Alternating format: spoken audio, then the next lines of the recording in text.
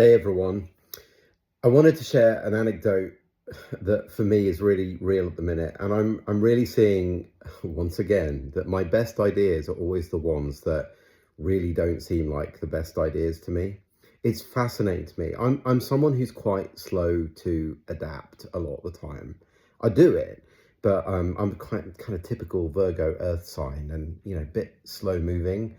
And I'm not someone that jumps at good ideas. Like I'll have lots of ideas, but I'm not generally someone that jumps on them because that requires me to change to implement them. And yet I notice I am capable of quick change, and I notice I am capable of implementing things. And usually those are the things when I'm really moved to do them that tend to be successful. So what I mean by that is I've just recently I've had a coaching hiatus of about 2 years. I've had a few of these in my time over the last 20 years doing this work. But with the events that we have gone through as a family over the last year or so, let's say, like I had an idea to do a webinar, and it was one of those ideas where I immediately like started going, oh, I don't want to do this. I really don't want to do this. And yet I found myself, despite myself, sitting down, building the web page, assembling all of the things to make it happen. And as I watched that energy, I was like, oh, I know what's going to happen with this. I know this is going to do well. And it's not an arrogant thing. It's because I know this energy. I know when I am overtaken by something bigger than me that forces me into action, and I'm literally sitting there as little John, the human, kicking and screaming, going, no, I don't want to do this. No, I don't want to do this. No, I don't want to do this. And yet I'm doing it anyway. I know those are the things that have got the energy and life behind them that is much bigger than me.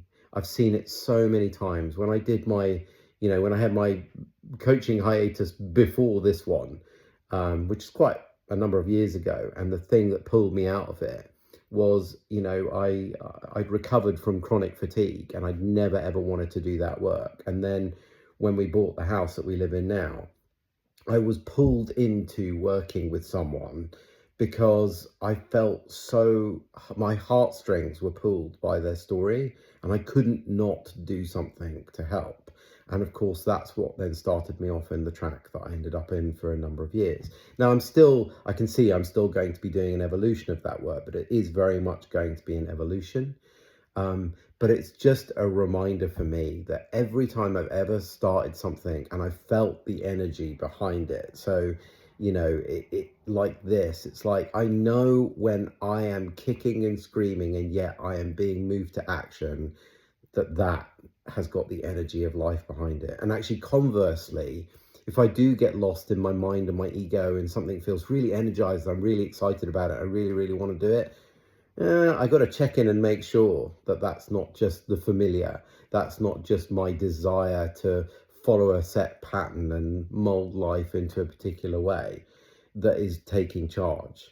It's a real reminder for me that there is an energy here, and I have to be willing to adapt and follow that, and trust that, and not get so caught up thinking I know the way, or it should be like this, or it should be like that.